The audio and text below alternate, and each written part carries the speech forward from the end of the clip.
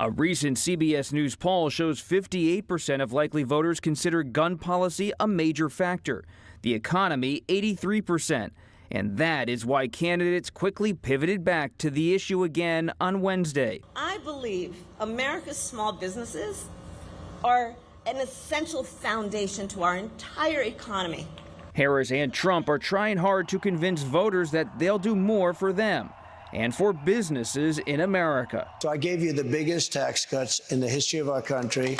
During the town hall, Trump leaned in on the economy and attacked Harris on her economic policies. This country will end up in a depression if she becomes president, like 1929. While in New Hampshire on Wednesday, Harris rolled out proposed incentives for small businesses, including tax relief for startups. Part of my plan is we will expand the tax deduction for startups to $50,000. Oh, hell yeah, dude. I love that. That seems like a great policy. This is dumb as every single thing that they've done since the Waltz announcement has been literally the exact opposite of the early two key moments that they had. Every single thing. It is a race to the goddamn bottom. And I told y'all that this was going to cut away at the momentum and make this a close race. I went to the DNC. I told you these guys are doing victory laps like they got 10 points on Trump in Pennsylvania or some shit. They do not. The reality is dire. And for some weird, I guess, expected reason, the Democrats went back to their old ways, dude. They love trying to lose. Snatching defeat from the jaws of victory. Oh my Lord, dude. What a stupid ass way to campaign. I'm losing my mind. Oh, we're going to give $50,000 in tax credits to underserved communities that start a startup. Sick. I've met so many Americans that are like, hell yeah, that's my shit, dude. No, I haven't. I have not. And I live in the startup capital. This is such a stupid way to campaign. Hammer universal programs. She is supposed to have a care economy focused policy measure. Barely talks about it. Doesn't talk about it at all. We still don't know. She's supposed to talk about paid family leave. Doesn't talk about that at all. That is actually shit that Americans would care about. That is actually stuff that would help every American. What the are you doing? Oh my God. Who's advising her? The exact same people that were advising Biden. Okay. That's the problem. Except even worse, because the Biden campaign was at least a little bit more progressive and outwardly progressive in the way that they were communicating a lot of the policies that Biden wanted to implement. The problem is it was Biden doing it. It was good message, bad messenger. Now, this is a worse message with supposedly a better messenger. Am I delusional, or does your take seem like common sense? I don't get why they don't do that. Oh my God.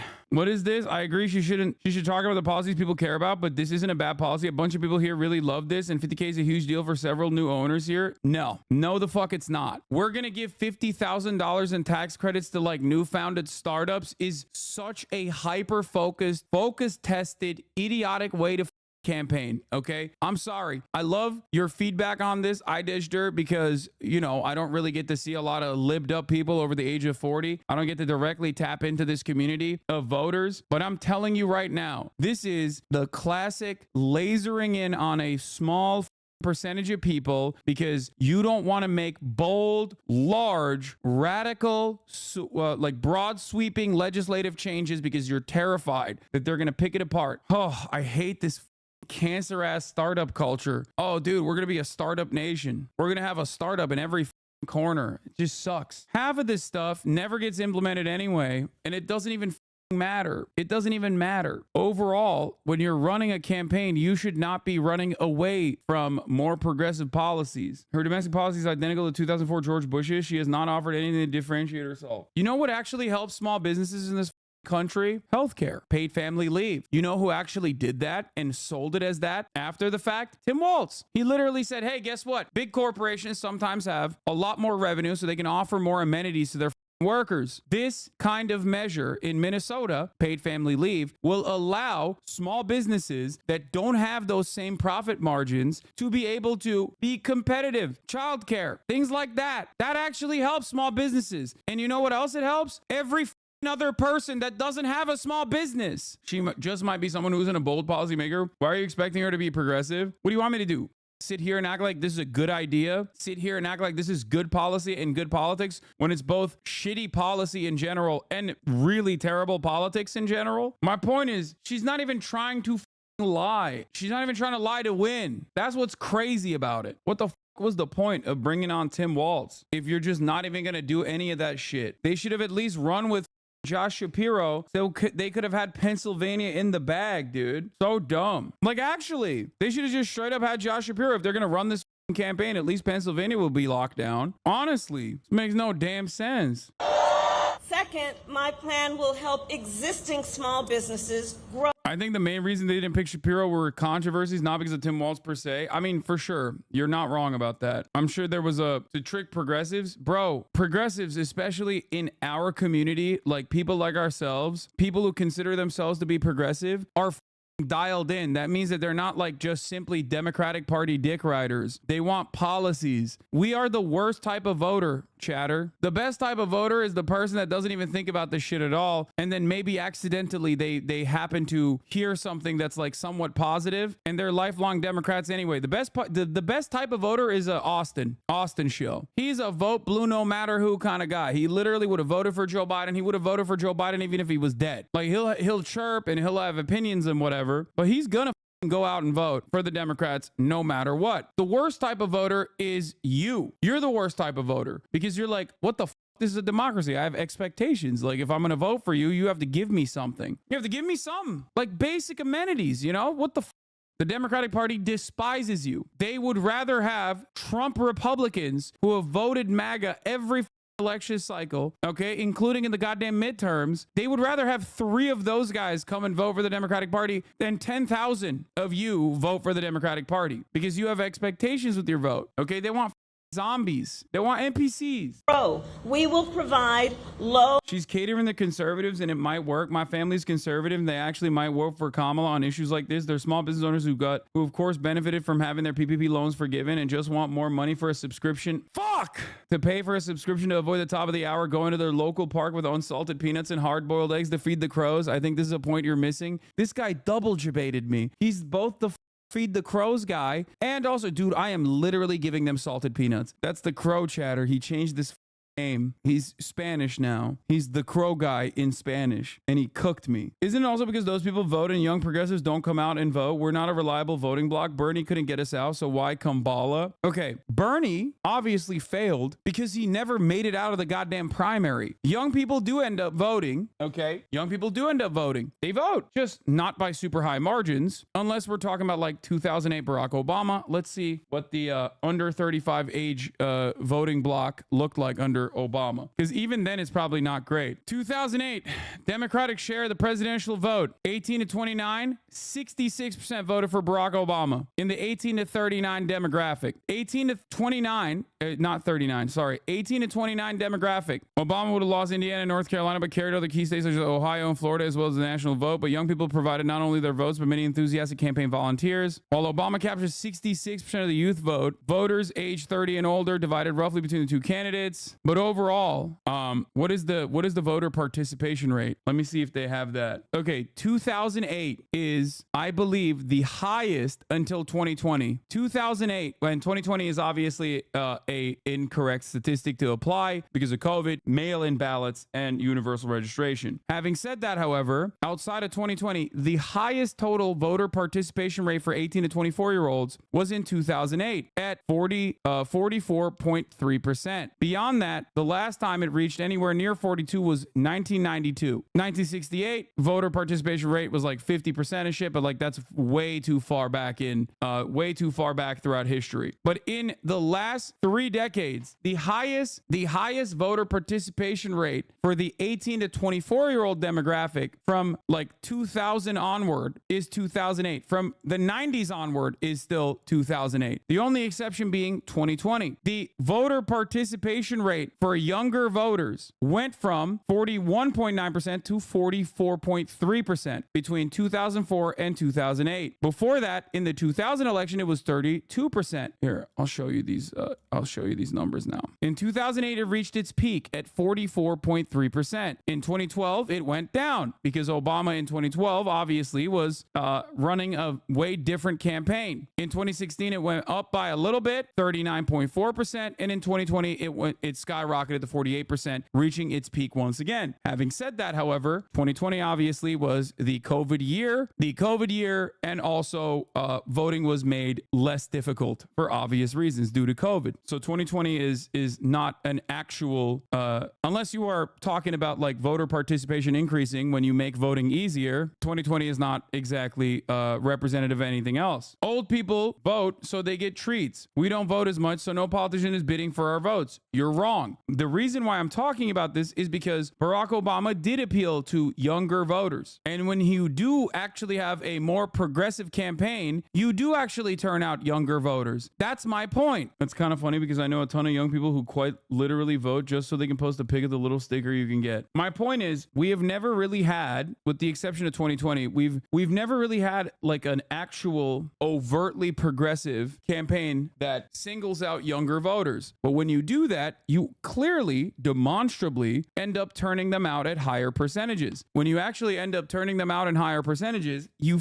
win. You also, in 2008 in Barack Obama, the 2008 Barack Obama Hope and Change campaign is a pretty solid example that you don't actually lose on other demographics when you actually have a bold progressive agenda. Do you get it? Kamala Harris, on the other hand, is currently relying on Brad Summer to carry her across the finish line. It's not going to work. You underestimate how cynical Obama made the younger generations, though? Okay, we're not, first of all, cynical Obama made the younger generations. Brother, I hate to do this, but we ain't the younger generation no more, okay? People who were alive and coherent during the Obama admin, both before and after, people who were cognizant of the Obama administration and like had enough sentience to develop attitudes, we're not necessarily young any longer. We're not in the all voters 18 to 29 demographic at this point. Now, I mean, I totally understand being upset with Dems over Palestine, but don't act like all these things are a detriment to her. She's running a pretty normal campaign. Dude, what are you talking about? Chatter, please listen to my words when I say this to you, okay? This is the exact same style of campaign that Democrats have run every single election cycle. Some, depending on how bad the Republican Party is perceived, has delivered victories. Depending on how normal or outside of the box the Republican Party has perceived them or presented themselves as, like in 2016, they have lost. That is what's going on here as well. This is not a normal, it's normal for the Democrats. It doesn't necessarily mean it's a good way to campaign. It's actually the abnormal shit that the Democratic Party did that actually created a lot of enthusiasm for the Democratic ticket out of nowhere. And instead of leaning into that momentum and the enthusiasm, Kamala Harris turned around and did the exact same old strategy. That's the problem. I think you're nitpicking, man. Totally understand not wanting to vote Dems over Palestine. Just be 10 toes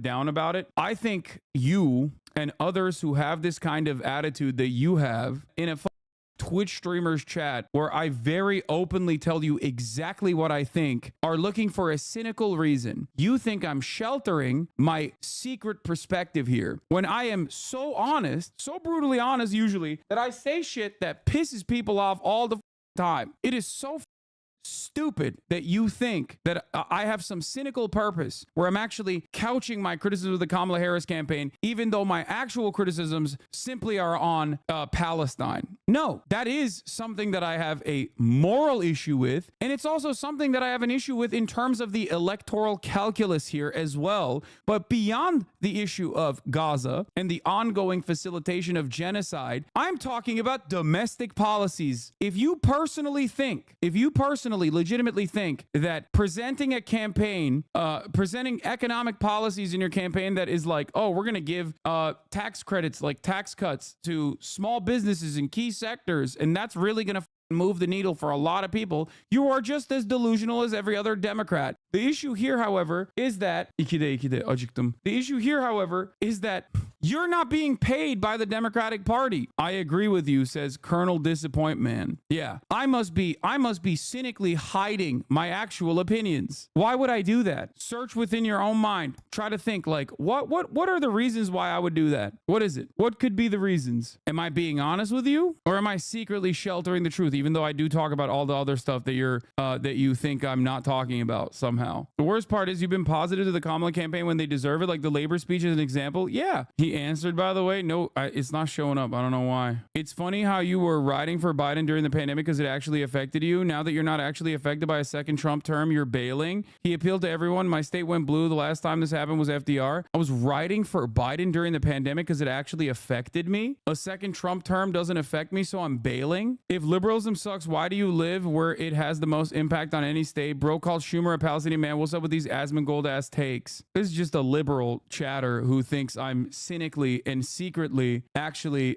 criticizing the Kamala Harris campaign, not because I think that making bold policy declarations would be genuinely positive for her in terms of her electoral calculus, but I'm actually personally a secret operative who was in the tank for Donald Trump. Liberals have one speed, dude. They cannot imagine a world where like I could personally demand more from the Democratic Party, which is the only other option out there in our duopoly. Why is it that you always ascribe bad faith to others? Perhaps it's because you're in here with bad faith in mind. This is the type of shit that makes the alt-right pipeline very comfy to people that literally don't want to hear this shit. So you're admitting you're a fucking liberal labor arista KKK rat who 24/7 discusses the potential domestic policies of the evil bitch who's literally doing a Holocaust right now and promises Holocaust will continue no matter what. Yes, that's what I am. I'm riding with Kamala Harris. How do you develop this kind of attitude and this kind of loyalty for the Democratic Party when they don't give you anything? You know what I mean? I just don't get it. I genuinely don't understand it. Like, I don't,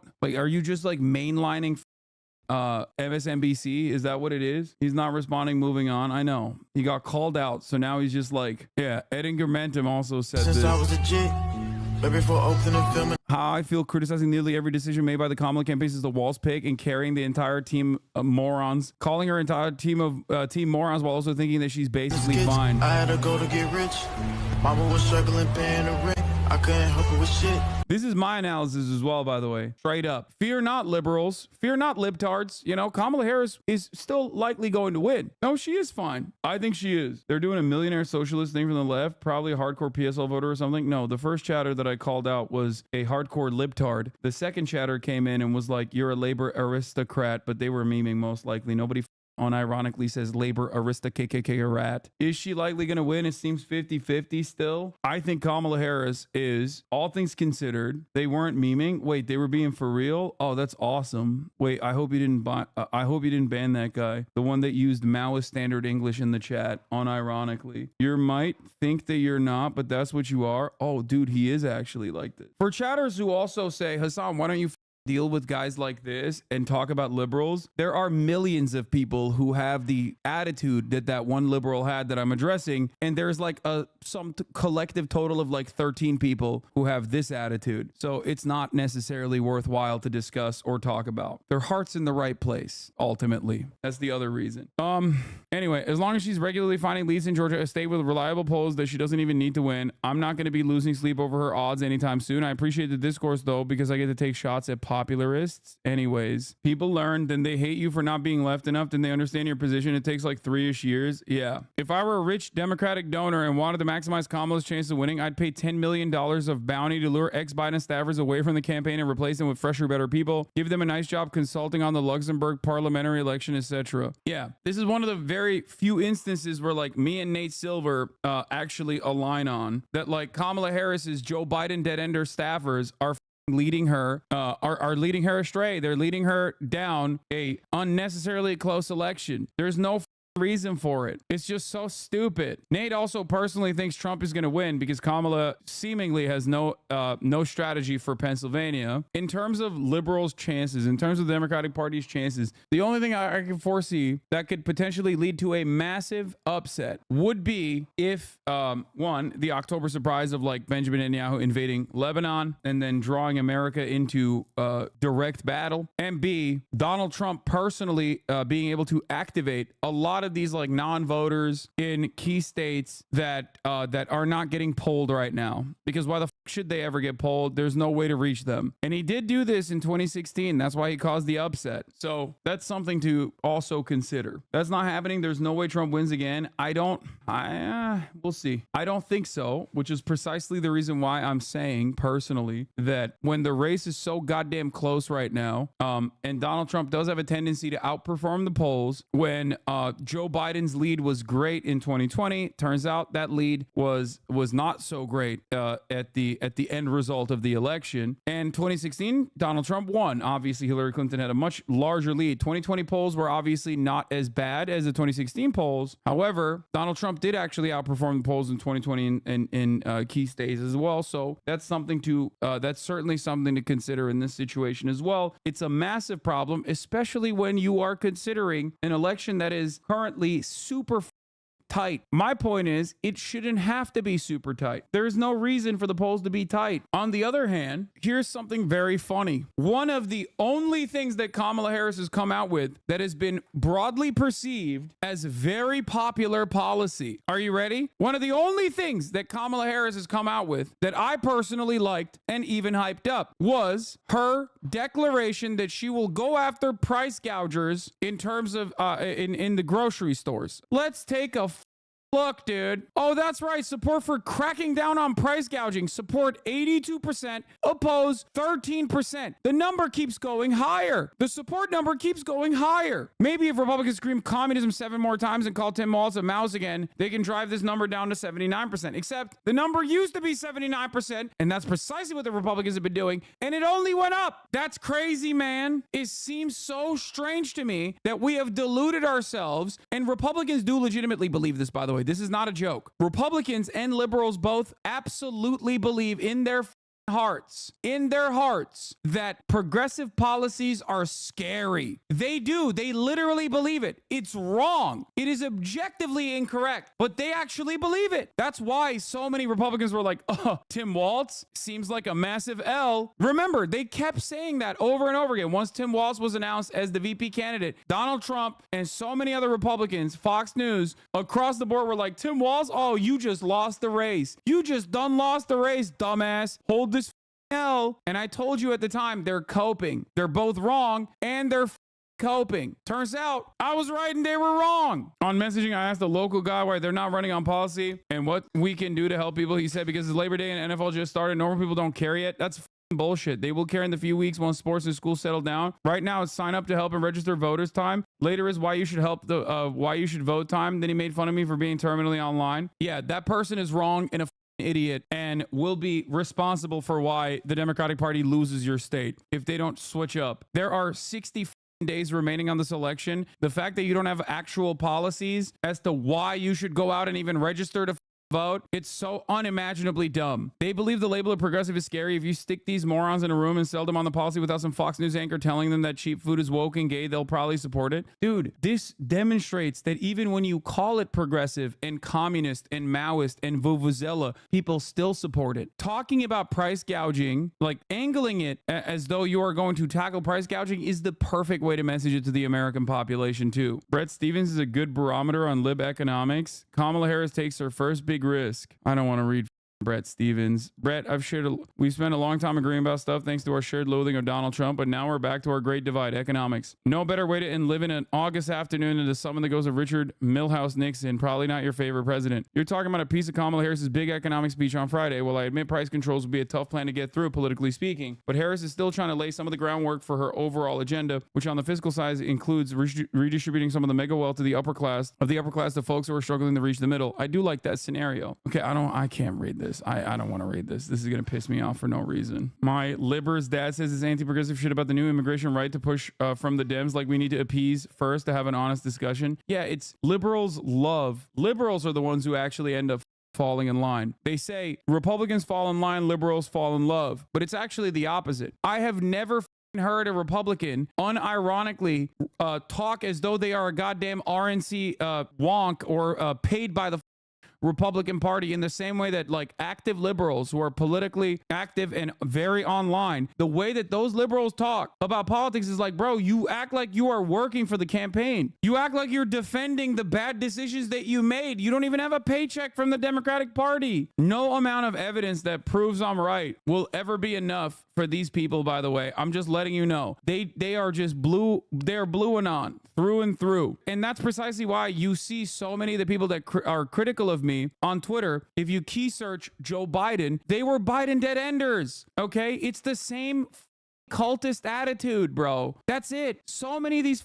dumbasses were also chirping about riding with Biden till the very end. And no interest loans to small businesses that want to expand. Here in New York today, Trump will address the city's economic club as he looks to bolster his standing among business leaders. As for that debate next week, last night, the Harris campaign agreed that mics will remain muted when a candidate isn't speaking. Okay, Bob, other news yesterday, Harris picked up an endorsement from a former Congresswoman, Liz Cheney, a vocal Republican critic of Donald Trump. Here's what Liz Cheney... Like, this is so perfect, dude. It's like, oh, man, Liz Cheney. Wow, we got John McCain's son and Liz Cheney endorse Kamala Harris. Oh, wow. That's really going to change the outcome of this election. Oh, hell yeah. Wow. Goated. That's sick. Who the f does Liz Cheney represent, dude? Who? Are you stupid? Cheney had to say at Duke University. Because of the danger that Donald Trump poses, not only am I not voting for Donald Trump, but I will be voting for Kamala Harris in this election. All right, she got some applause there. Does it mean anything as an endorsement? It's pretty significant. This election, of course, is about the economy, maybe now about gun violence as well, but it is about character for many traditional Republicans out there in the suburbs of Atlanta, in the suburbs of Philadelphia, and elsewhere. And the Harris campaign believes they can make some inroads with that constituency. Yeah. It's so hard for me to focus on anything other than this shooting. Me too. I have to My say, head guys, is it's just very difficult for me right now. It's hard for me to accept the fact that we live in a country where I guess we think it's okay to kill children. Because if we didn't think it was okay, something would be done to stop it. It doesn't seem to matter who's in office, how it works. A long time ago. We would find a compromise that enshrines the Second Amendment but keeps our children safe. We shouldn't be sending them to school only for them to go home to God during the school day. Teddy goes to school today. It's the only thing on my mind. I know. We got 5 minutes into the school year. Yes. And this is what happens. And I don't want to take guns from responsible gun owners. If Harris loses, get ready for members of the media to suddenly insist she lost because Biden wasn't on the ticket. No, they're not going to say that. Everybody loves riding with Harris now. They're going to say it was the uncommitted campaign. They are going to say some of the most Islamophobic things you've ever heard in your entire damn life. They are probably going to be begging for Donald Trump to do mass Muslim deportations. No, they already are saying it. They literally keep saying, have fun when Trump deports your bitch ass. That's what they're going to say.